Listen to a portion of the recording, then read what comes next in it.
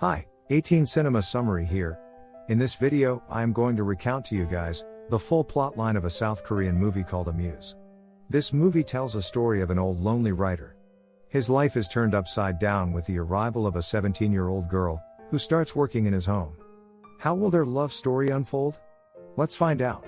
Spoilers ahead, you have been warned. The film opens by showing us the mundane life of a 70-year-old man, by the name of Lee, who lives a solitary life up in the mountains, where he spends most of his days writing in his study. From his flashback, it is revealed that he is a famous writer, and also teaches literature at a university in the city. One day, on his way home from work, he sees a young girl with wounds around her knee, sleeping in a reclining chair in front of his house. Soon after, a young man by the name of Ji-woo, who happens to be a student of Lee, arrives, and accidentally awakes her. The girl is revealed to be Yoon-gyo. They look confused and ask her why she is here. She replies that she accidentally noticed a stairway and decide to rest there. She tells them that she lives nearby. She then saying goodbye and leaves. Later on in the film, we will find out that Ji-woo turns out to be a well-known writer as well, and he pays Lee a visit regularly to care for him as gratitude for his past kindness. Ji-woo is having a chat with Lee and he mentions that he met Yoon-gyo again. He tells Lee that she is looking for a job, and that she is able to do any housework. Long story short, Lee tells Yoon-gyo to come on Saturday, and become his housemaid. From that day forward, Yoon-gyo regularly arrives to clean the house. Their relationship seems wholesome in the beginning, not in a romantic way. On one occasion, when she is vacuuming the study, she bumps into a pile of paper. Lee happens to be observing her from upstairs, and immediately comes down to help her. He also helps her vacuuming and arrange the book. Yoon-gyo feels guilty at that time. One day, before heading to Lee's house, Yoon-gyo makes herself look nice and lifts her skirt above the knees. She then cleans the house as usual, but this time still dressed in her school uniform, which she does on purpose. Lee notices her and can't help but find it to be very arousing to him. Lee and Yoon-gyo often have a conversation together. As the days go by, Yoon-gyo feels more and more attracted to Lee, mainly because she is impressed by the beautiful words that Lee often utters.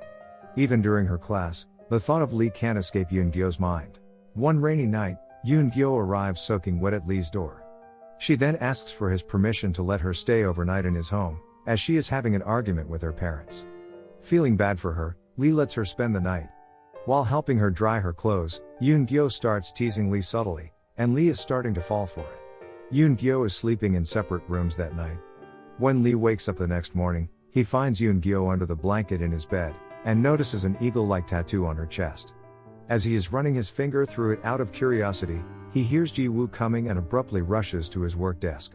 Ji-woo is shocked to find Yoon-gyo in Lee's bedroom, and asks her where Lee is. Ji-woo suspects that something is going on between Yoon-gyo and Lee. So he warns Lee to keep his distance and reminds him that she is only 17. One day, the three of them go out for a hike. In the middle of the hike, Ji-woo pulls Yoon-gyo aside, and advises her to stop working at Lee's house. But little does he know that Lee has already handed her a house key. Later, Yoon-gyo is tidying her hair with a mirror, when Ji-woo shouts at her and startles her. It causes her to drop the mirror to the bottom of the cliff, which is far from their reach. She starts crying out at him, and tells him that he made her lose her mother's heirloom. Lee walks up to them, and slowly climbs down the cliff to grab the mirror and hands it to her. And then they share a hug in front of Ji-woo. The next day, Yoon-gyo persuades Lee to get a tattoo like hers on his chest. As she is etching it, the old man's imagination starts to go wild, where he sees himself as his younger self, and having a romantic relationship with her. Since that day, Lee starts to write fictional stories about his relationship with Yoon-gyo. Meanwhile, Ji-woo is under a lot of stress because he hasn't finished his script. So he calls Yoon-gyo and asks her to bring him a flu medication. When she arrives, Ji-woo ends up confronting her about the mirror incident the other day. Moreover, he tells her not to disturb Lee anymore. They argue all night, and to her defense, she tells him that Lee is the one who keeps inviting her over. The following day, Yoon-gyo and Ji-woo are talking in Lee's study, when suddenly Yoon tries to move Lee's drawer. Ji-woo stops her from doing so, because he knows Lee would not be happy with people rearranging his belongings. They argue for a while, and they both start to push it back and forth. As none of them wants to back down, it eventually topples down and opens. Ji-woo accidentally notices the script that Lee wrote about his imaginary scenarios with Yoon.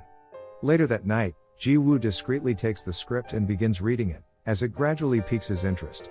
As each day passes by, Yoon and Lee get even closer to one another. They even spend a lot of time together. One night, Lee is visited by a man who asks him regarding Ji-woo's whereabouts. The man also mentions that Ji-woo's new book is rising in popularity, and that the book's title is Yoongyo. Lee is taken aback upon hearing the name, and walks to his study to look for his script. He is relieved when he sees that it is still in his drawer, but he is still not convinced. So he heads to a bookstore to search for Ji-woo's book.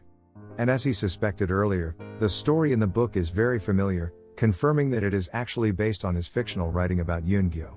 The next morning, as Ji-woo is bringing over a tea to Lee, he lashes out to Ji-woo on the matter, admitting that his intention has always been to keep the story to himself. Ji-woo tries to justify his actions by telling him that it would be a shame for such a beautiful story to just rot in his shelf. Lee, who is already overwhelmed by anger, ignores his reasoning and harshly casts Ji-woo out of his house. Yoongyo witnesses this happening, and quickly flees out of fear. That night, Yoongyo visits Lee as usual.